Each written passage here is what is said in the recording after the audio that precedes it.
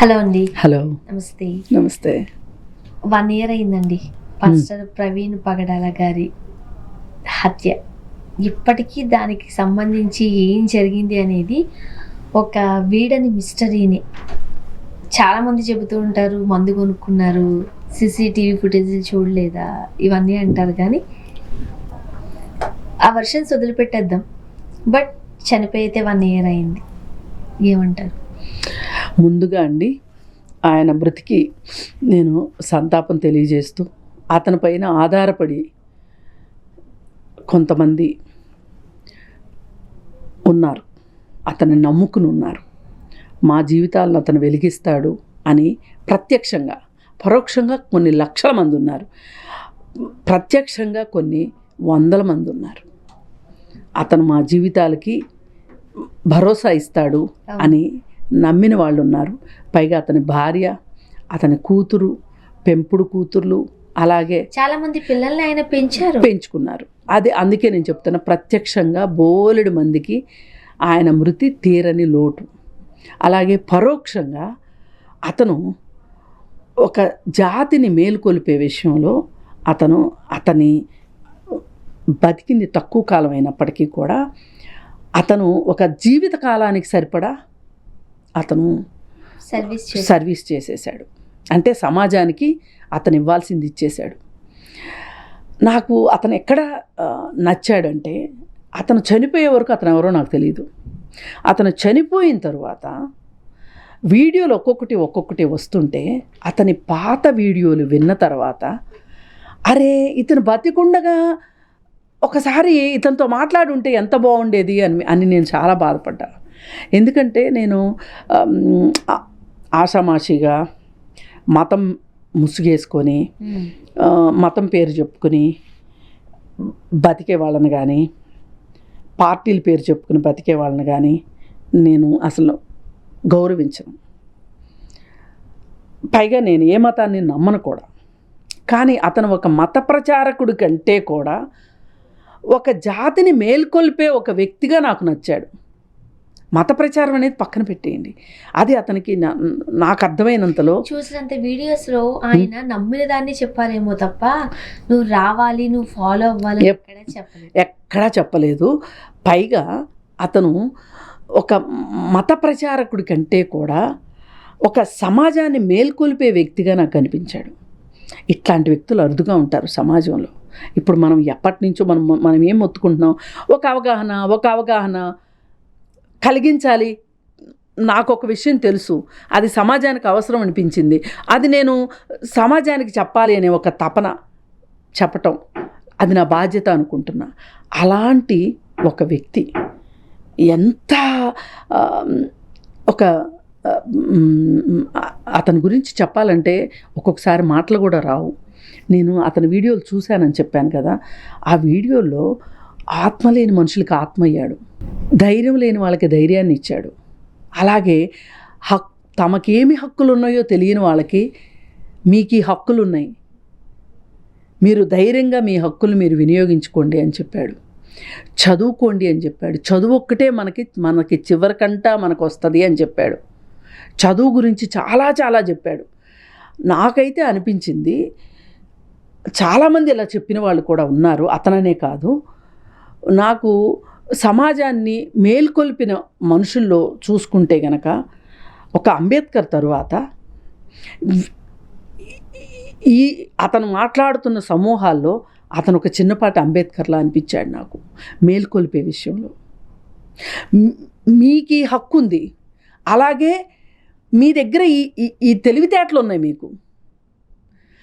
మీకు ఈ శక్తి సామర్థ్యాలు ఉన్నాయి, వాటిని ఉపయోగించుకోండి. ఎలా ఉపయోగించుకుంటారు? చదువుకోవటం ద్వారానే అని చెప్పాడు. వెరీ బిగినింగ్ దాంట్లో ఈ దేవుడు, జీసస్ వీటి గురించి చెప్పాడు. కానీ ఆ తర్వాత కొన్ని సంవత్సరాల తరువాత అతను మొత్తం కూడా అతను నా వాళ్ళు అనుకున్న జాతిని మేల్కొల్పడానికే అతను టైం అంతా వెచ్చించాడు. ఆయన చెప్పిన ప్రతిదానికి కూడా సాక్ష్యాలు ఉండేవి.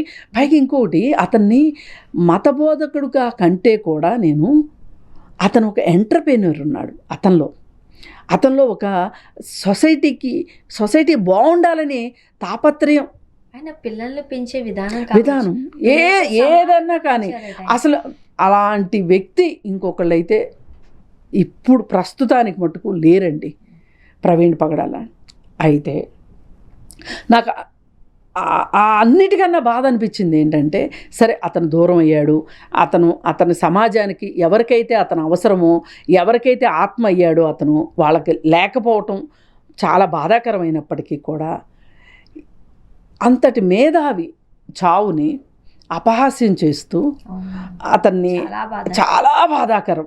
అసలు నిజంగా అసలు అతనికి అది దక్కాల్సింది కాదది. ఎక్కడా కూడా నేను ఎన్నో యాక్సిడెంట్లు ఫోటోలు చూశాను, డైరెక్ట్గా మనం వెళ్తూ ఉన్నప్పుడు యాక్సిడెంట్లు చూసాము. ఎక్కడైనా సరే ఒక మనిషి మీద డైరెక్ట్గా ఒక బండి వెళ్ళి పడుకోవడం మటుకు నేను ఫస్ట్ టైం సినిమాల్లో కూడా చూడలే. హత్య చేసి అతన్ని పడుకోబెట్టి అతని మీద బండి పెట్టారు. ఎంత తెలివి తక్కువ ఎగ్జిక్యూషనో చూడండి. ఆయన వ్యక్తిత్వాన్ని ఇప్పుడు మీరు ఇంతకుముందు ఒక మాట మాట్లాడారు, చనిపోయిన తర్వాత వాళ్ళ గురించి మనం మాట్లాడకూడదు. ఎంత చెడ్డ మనిషి చనిపోయినా సరే మనం దాని గురించి మాట్లాడం.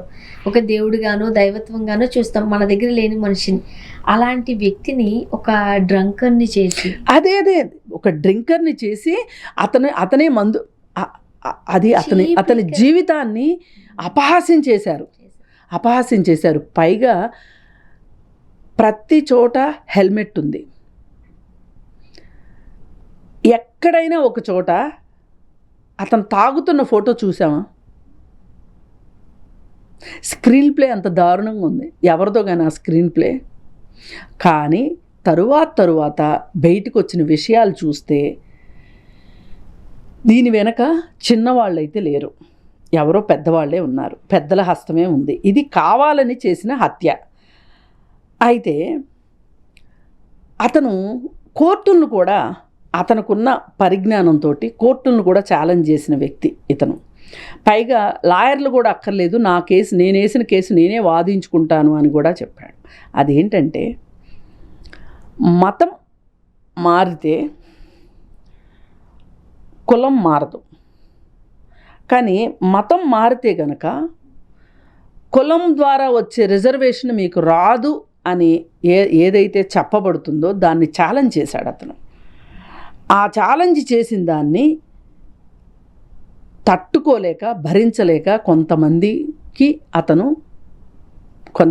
అతన్ని అడ్డు తొలగించుకున్నారు. ఇప్పుడు ఈ మధ్య కాలంలో ఒక కోర్టు తీర్పు వచ్చింది. నాకు ఆ రోజు ఆ తీర్పు వచ్చిన రోజున ప్రవీణ్ పగడాలు గుర్తొచ్చారు. ఎందుకంటే ఏ విషయం అయితే అతను సుప్రీంకోర్టులో చెప్పాలనుకున్నాడో ఆ విషయానికి సంబంధించి అన్నమాట. ఇప్పుడు ఒక అమ్మాయి కేసు వేసింది, నన్ను నా కులాన్ని పెట్టి దూషించారు కాబట్టి వాళ్ళ మీద చర్యలు తీసుకోండి అని. ఎవరైతే ఈ అమ్మాయిని దూషించారో వాళ్ళు ఏం ఆన్సర్ వేశారంటే, ఆ అమ్మాయి ఆ కులంలో పుట్టిందన్నమాటే కానీ ఆమె మతం మారింది కాబట్టి ఆమె ఆ కులానికి చెందింది కాదు, కాబట్టి SC/ST అట్రాసిటీస్ కేసు చెల్లదు అని చెప్పి వాళ్ళు ఆన్సర్ ఇచ్చారు. కానీ కోర్టు ఏం చెప్పిందంటే, అలహాబాద్ కోర్టు ఏం చెప్పింది అంటే, మతం మారినంత మాత్రాన కులం మారదు, కులమే. కాబట్టి ఆమె పైన SC/ST అట్రాసిటీసు కేసు వెయ్యటానికి వీల్లేదు అనటానికి లేదు. మీరు ఆ విధంగా కులాన్ని బట్టి దూషిస్తే కనుక ఆమె కేసు వేసుకోవచ్చు అని చెప్పి కోర్టు తీర్పిచ్చింది.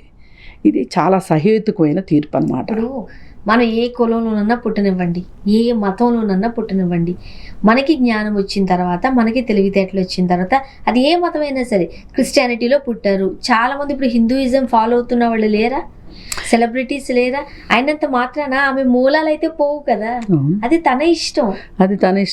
ఇప్పుడు కులం ఆధారితంగా రిజర్వేషన్స్ ఉన్నాయి మనకి.